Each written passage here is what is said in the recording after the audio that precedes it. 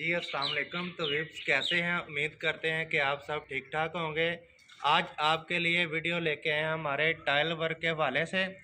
जो भाई प्लास्टर कम सीमेंट से करते हैं उसके क्या हालात होते हैं ये आप देख सकते हैं।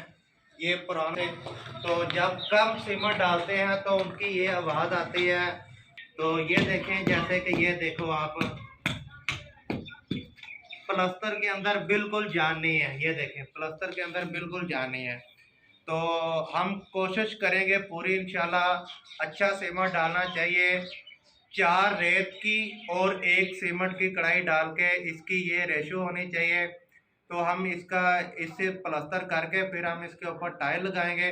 इंशाल्लाह आपके साथ ये सारी टाइल शेयर करते जाएंगे। टाइल लगा के हम आपके साथ वीडियो शेयर करेंगे।